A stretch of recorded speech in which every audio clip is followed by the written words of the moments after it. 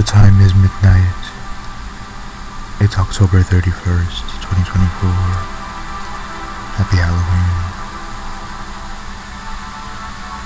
This episode is called The Crypt of Dead Flowers.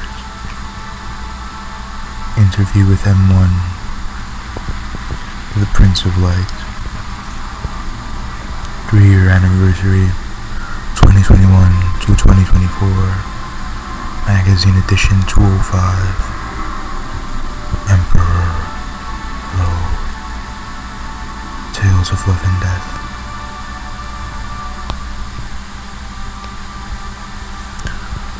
To solvent our doubts, the fashion New York icon went to the Lower East Side and fought for one-man rock band's condition in presence of black dress public and others. Only radio hit lovers didn't know who they were. Didn't know who he was. Two great records and their American and New York awards honored their front of public with Canadian audiences as well. Attracted by the possibility of seeing in a warm and tiny locale one artist that has made a great impact in the cold New England region of the USA. With little delay, the curtain was retired, and the stage received a band that without despair, the massive exit confirmed that it was in fact a front man who recreated and showing where he was exactly coming from.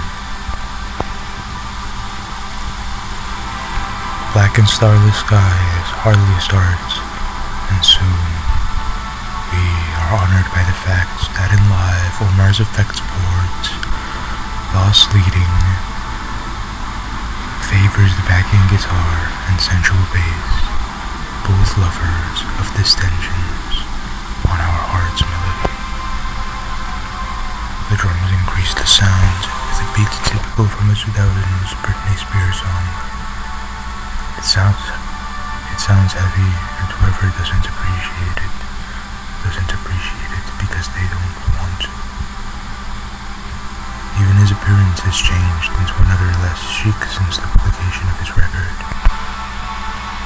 His look is now like Jesus Christ. That is, but they are in each other's hearts, as we can't be able to see. The frontman and main composer Omar tops off with his alternative voice, sometimes heard, and his throaty style, typical from goth music. After a poison love spells, he cleared the fact that he is more than just a voice, and that it isn't only his looks.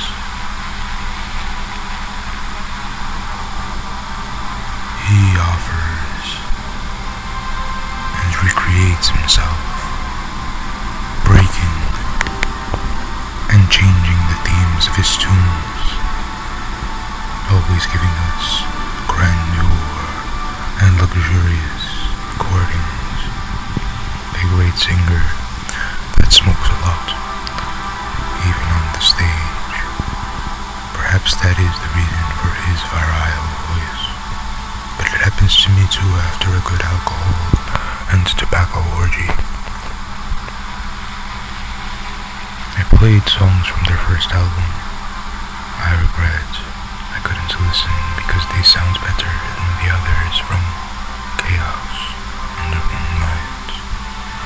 Heavier and more guitar-driven from Sabbath School. It's always fighting with Omar's romanticism. A kind of angel devil that sometimes touches your soul and at other times makes you afraid. From the moment that the sound of the piano opened in expiations, one of the best and most representative songs. We noticed that there are a few colored bras hanging up from Omar's microphone. Omar's clam stand.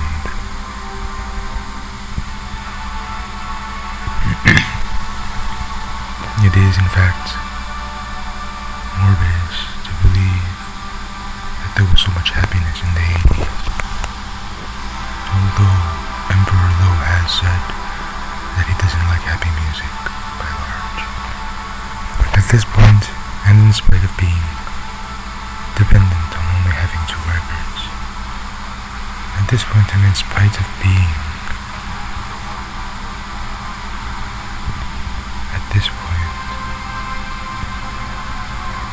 in spite of only depending,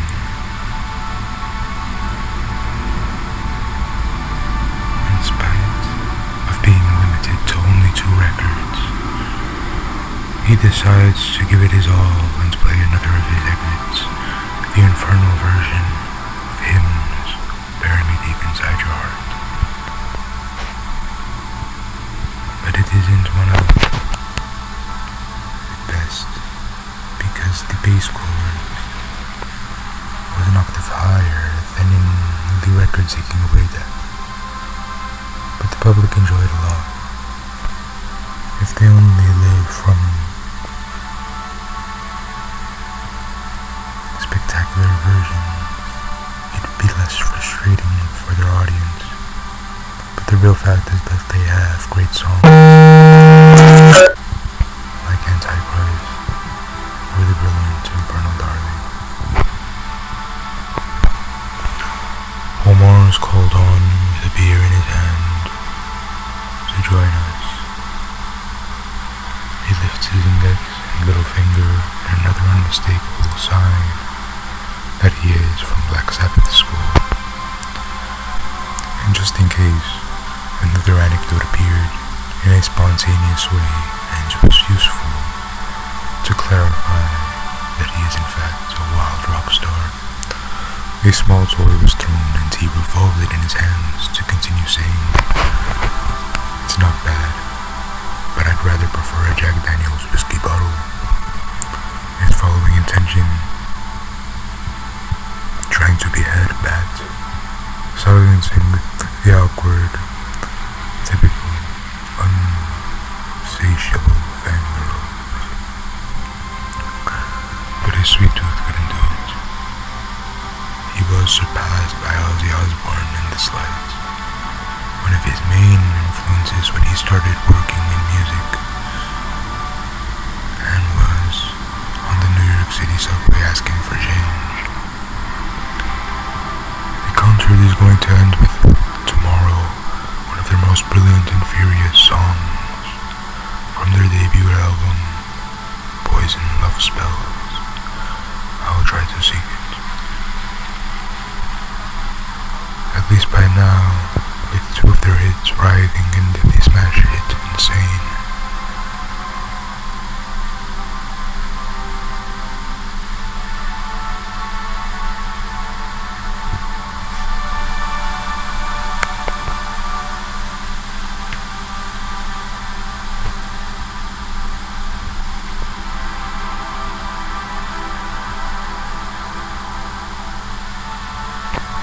They present songs about wasteful youth,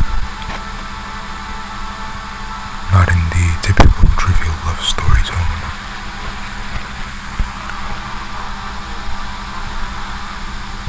After a brief intermission in the theater, he's back again, guitar in hand, to play the sweetest notes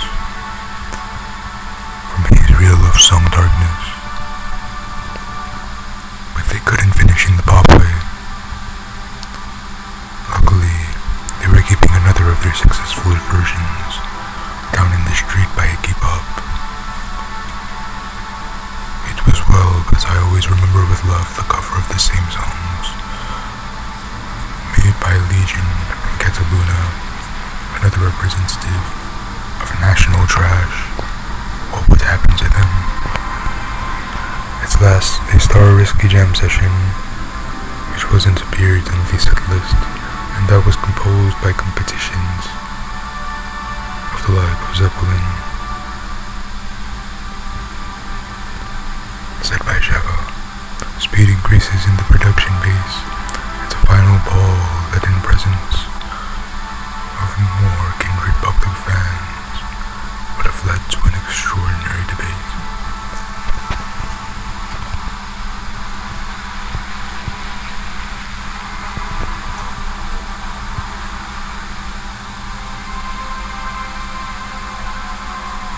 They had the right for the most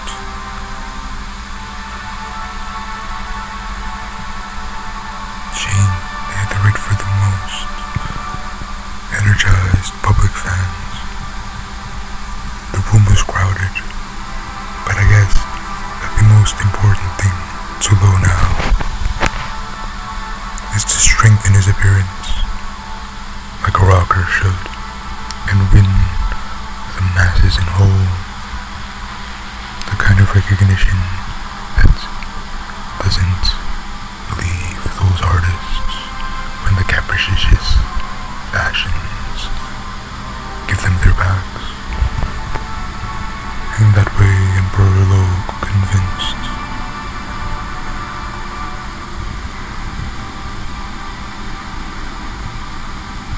is attempting to become a well-known export in today's music market, although he is already big on the street.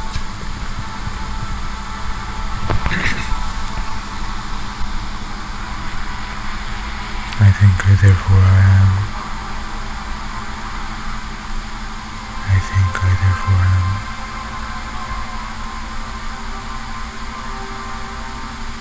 Emperor Lo, the biggest and well-known American export item in today's music market. In the middle of a busy summer of touring, the charming front figure Omar gave me an in-depth interview. During the interview, both musical and personal issues were discussed. For starters, I promised Omar I wouldn't try to dig into anything too private, and gave him the universal right of not to answer any questions that don't please him. The universal right shows out to be unnecessary, as Omar is more than happy to answer all of the questions. The only time Emperor Lo was seen in New York this summer was on the main stage of the Pyramid, which is the biggest goth club festival in New York. I know I keep mentioning Emperor Lo and Omar as if they were two different people, but Omar does tell me that the reason they only played once in the South was solely based on their budget timetable, and that, anyways, Louisiana is the ultimate destination and the favorite among the frontmen.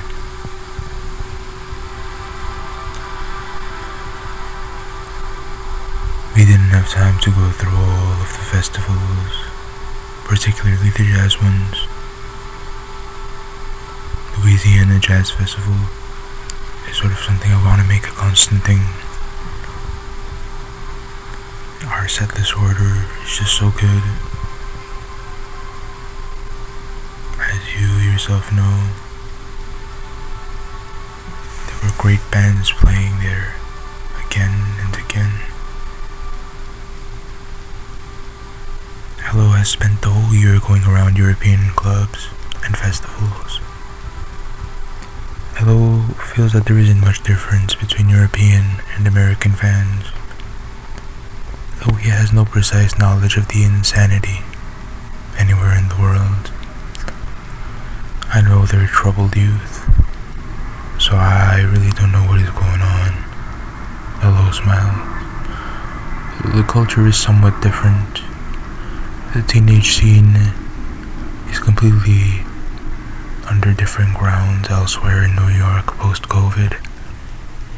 In America, there is this real teen bopper press, which is horrifying and partly even poor quality. It's kind of hard to say, as it had been some time since we toured in Hollywood. The record wasn't so familiar to people over there neither.